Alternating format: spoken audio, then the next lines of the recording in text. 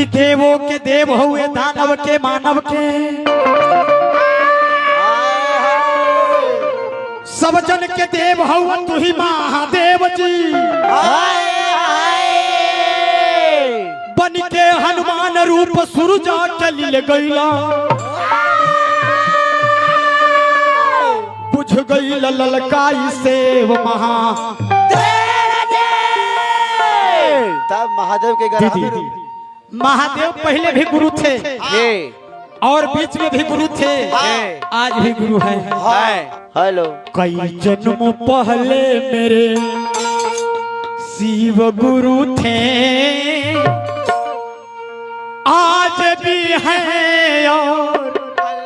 कल भी रहेंगे। लेकिन यही में हमने के सुधार करे खातिर एगो हमने के गाना गौले रही का। जब हमने के चर्चा चलल चाचा जी गामा गाय में हला भई त कैसे चलल हमने के माई बहन लोग आ गए। यही से शिव गुरु ऐसे देवों के देव महादेव हो गए। दरबार में हमने क्या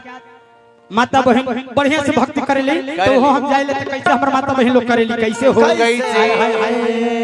जिनका के ना करे आवेले वो कहेले कि हाय लो राहुल के मैया मैया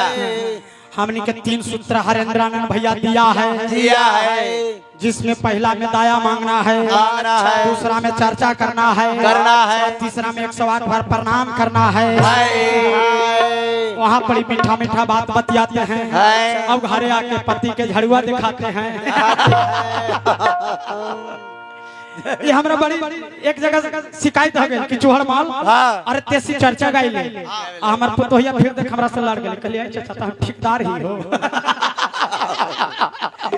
गुरु बहन के ऊपर हमरा गाना निकाले के पड़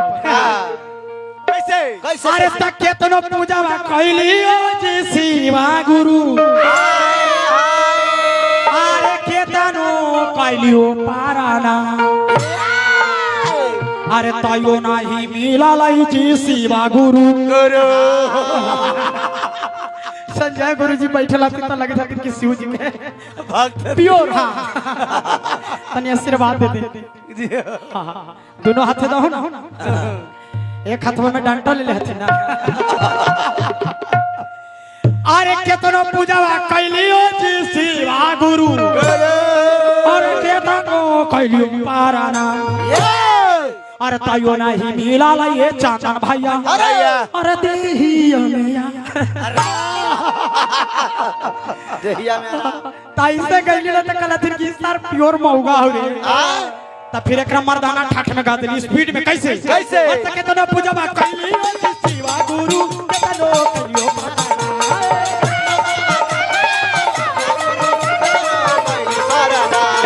तायो नहीं अरे तायो नहीं मिला ये शिवा गुरु देही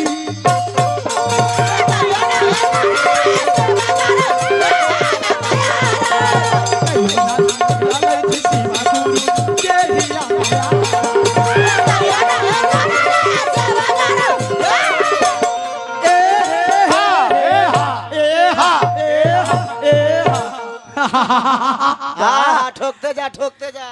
रमेशो भाई करतिया देखे तो बड़ी खुश हो गई। जाए चूहड़ वाल बड़ी बढ़िया से चर्चा गावे ले लेकिन गुरुजी के जाके शरण करा कितना पूजवा कैलियो तइयो न मिलो देहिया में आराम।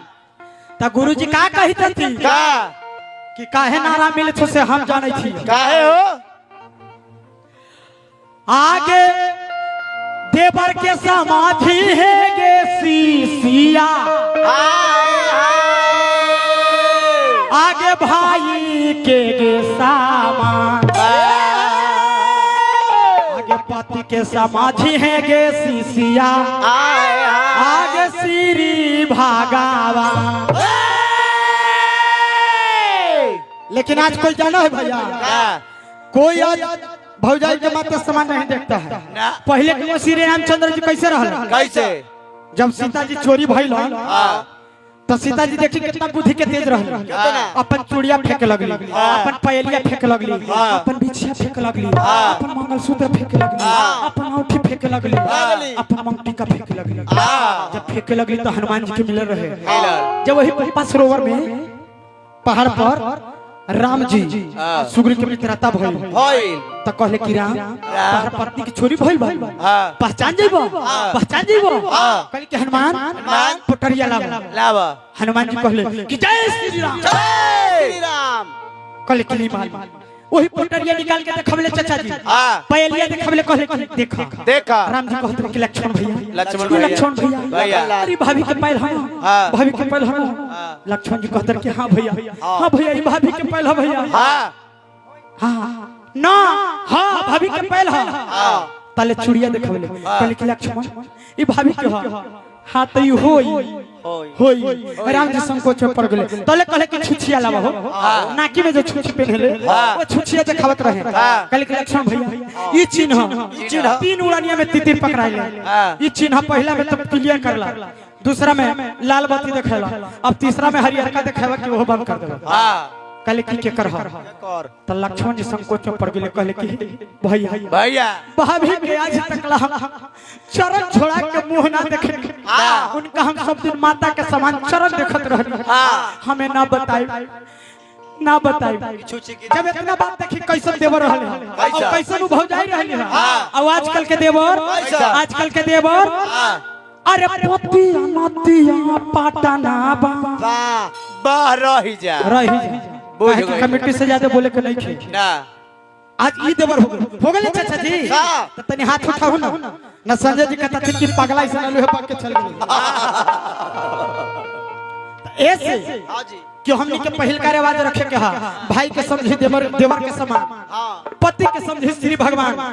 माई के सासू के समझी माता के समान ससुर के समझी पिता के समान तो कैसे अगर देवर के समाधि है जैसे भाई के समान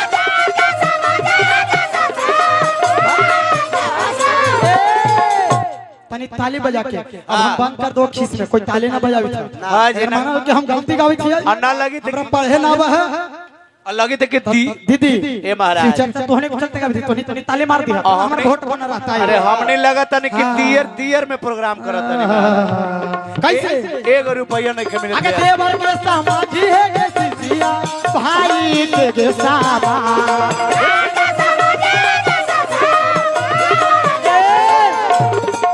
रोका हो ताली नहीं बजावा देखी ताली छोड़ा ब्यास के बहानियों नहीं के हो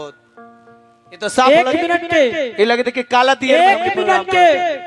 उससे जाके पूछिए समय जो ट्रेन पर टिकट कटा के खड़ा है और ट्रेन छूट जाए देखिए कितना बड़ा कीमती होला जाके पूछी जेकर हाथ नहीं के हाथ कटा के देखले बारू हां वो सब चिल्लार दूल्हा हो जाए खैलो बिना मैदान में कोइला भी ऐसे से चले है दीदी वो सोचा है कि हमरे दुगो हाथ रहत है तब भगवान के भजन में ताली लगैती लेकिन आजकल कहां आप लोग कहां लगा रहे हैं यदि लड़ाई होवे रहे अरे अरे के चाहे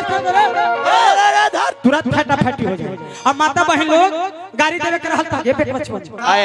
पकड़ के दोनों हाथ से देवे लगता लेकिन ताली ना बज रहा बहुत बहुत रुपया हमरा भैया की तरफ से मंगलमय जय जयकार गुड्डू यादव जी की तरफ से जय हो मुन्ना राजा होकर राज करी मुन्ना मुखिया जी के मित्र हवे मुन्ना मुखिया जी के मित्र परम मित्र अच्छा देखिए मुन्ना मुखिया जी बहुत दिलदार हैं एगो मुन्ना मुखिया जी पर गप है कहे कि बेचारा इतना गरीब के लिए अथी है मसीहा है बेचारा मसीहा है हम समय आ गया था गाएंगे मुन्ना जी पर भी और आप लोग आवे वाला चुनाव में आगे चुनाव में जय हो एकदम कसम क्रिया खा के हाथ धो के पड़ जाइए और मुन्ना भैया के इस पंचायत में खुट्टा गाड़ के रहना है वाह मुन्ना जी ई पंचायत हर चुनाव सेवा देने के लिए तैयार रहेंगे आपके बीच में उनका अगला पंचायत है ना पंचायत जी दोनों मेरा से आग्रह जी है कि अपने 1 घंटा के सुमरन और 45 मिनट के व्यासगिरी करके और कृष्ण जन्माष्टमी से स्टार्ट करना वाह वाह वाह वाह वाह वाह बहुत चीज है ये बस्ती है देखिए भगवान की वर्णन के लिए फरमाइश आ गया तब कैसे हम के चले क्या पहले दोनों हाथ में ताली मार के अगर तो देवर के समाधि देवर के समाधि है के सिसिया भाई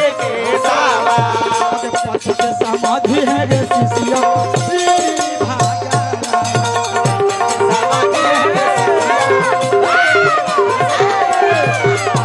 समाधि है के सिसिया पिया श्री भागा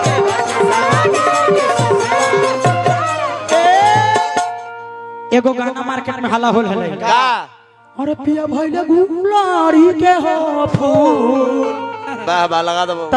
शिव चर्चा करे गेली ना हाँ, कोडवा तो गुरु बहिन कही कहती का? प्यार से के चोहर में एगो भाव देखई हो देखावा तो बोला के कही थी ना